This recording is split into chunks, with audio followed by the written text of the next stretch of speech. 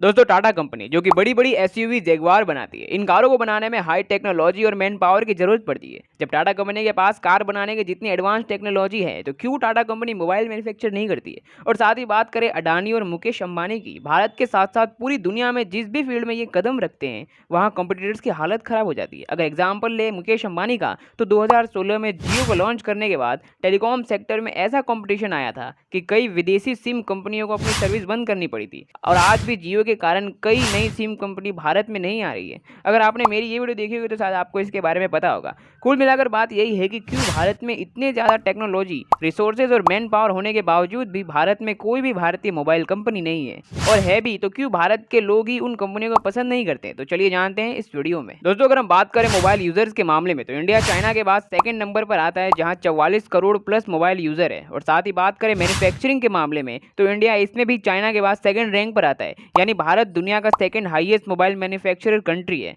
आज भारत में 60 प्लस जितनी मोबाइल मैन्युफैक्चर कंपनी काम कर रही है, लेकिन आपको ये जानकर अफसोस होगा कि इसमें से सिर्फ 7 ही भारतीय कंपनी है जो मोबाइल मैन्युफैक्चर सेक्टर में। बाकी की इन सभी कंपनियां या तो चाइना की है या तो दूसरे देशों की। यानी कि आज भारत के बाजार में ही चाइना कंपनियों ने ऐसी पकड़ बना ली है कि आपके हाथ में भी जो फोन है वो शायद चाइनीज कंपनी का फोन ही हो। लेकिन आखिर चाइना ने पूरी दुनिया पर मोबाइल मैन्युफैक्चरिंग पर कब्जा कैसे कर लिया है, चलिए इसे समझते हैं। दरअसल भारत में जितनी भी मोबाइल मैन्युफैक्चरिंग कंपनीज हैं वो दूसरे देशों की है या तो ज्यादातर चाइना की कंपनी है, जो चाइना से मोबाइल के लिए सभी पार्ट्स को लेकर भारत में असेंबल करती है। किसी भी मोबाइल को मैन्युफैक्चरिंग करना आसान काम नहीं है, क्योंकि इसमें छोटे से छोटे चिप लगे होते हैं, प्रोसेसर लगा होता है। पूरी दुनिया में इन प्रोसेसर को चाइना ही बनाता है और इन्हें कोई भी साधारण इंसान नहीं बना सकता। एक्सपर्ट लोगों के द्वारा ही मोबाइल के सर्किट को बनाया जाता है।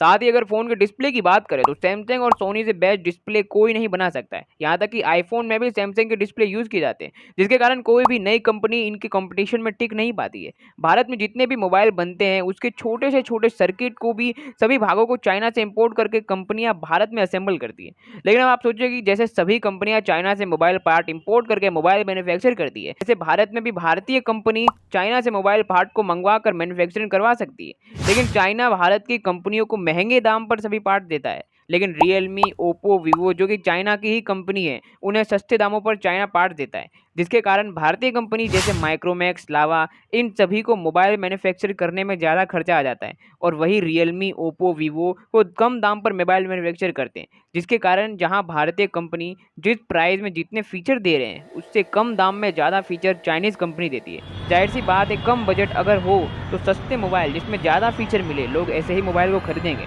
जिसके कारण भारतीय कंपनियों को भारत में ही ज़्यादा लोग पसंद नहीं करते हैं। साथ ही मोबाइल के कई पार्ट कोरिया और ताइवान से भी आते हैं, लेकिन इंपोर्ट में बहुत ज़्यादा परेशानी होने के कारण इनके दाम भी बढ़ जाते हैं, जिससे ये पार्ट भी महंगे मिलते हैं। लेकिन ये तो बात है कि क्यों आखिर कोई भारतीय कंपनी चाइना कंपनी को टक्कर क्यों नहीं दे पा रही है। लेकिन इसका क्या सॉल्यूशन है वो भी जान लेते हैं। रतन टाटा जिन्होंने मोबाइल में सभी सर्किट और प्रोसेसर, इन सभी पार्ट्स को बनाने के लिए 5,000 करोड़ का इन्वेस्टमेंट किया है, जिससे भारत में ये सभी पार्ट बनाए जाएंगे। क्योंकि अगर ये पार्ट्स भारत में बनाए जाएंगे तो भारत में कम दाम पर मिलेंगे, भारतीय मोबाइल कंपनी है वो खुलेगी और चाइना को टेक डाउन कर सकते हैं। साथ ही मेजर रीजन ये है कि भारत एक सॉफ्टवेयर मैन्युफैक्चर कंट्री है। यहाँ हार्डवेयर नहीं बनाए जाते बल्कि यहाँ सॉफ्टवेयर बनाए जाते हैं। भारत में इंजीनियर सॉफ्टवेयर बना सकते हैं जिससे प्रोग्राम को चलाया जा सकता है, लेकिन हार्डवेयर बनाने की टेक्नोलॉजी नहीं है। लेकिन अगर मोबाइल के पार्ट्स भारत में बनाए जाने लगेंगे तो इससे भारत चाइना को पीछे कर सकता है। खैर ये तो देखने की बात है कि ये कब तक संभव होता है। लेकिन अगर आपको इन्फॉर्मेशन अच्छी लगी हो तो सब्सक्राइब करें और ऐसी वीडियोज़ के लिए लाइक जरूर करें।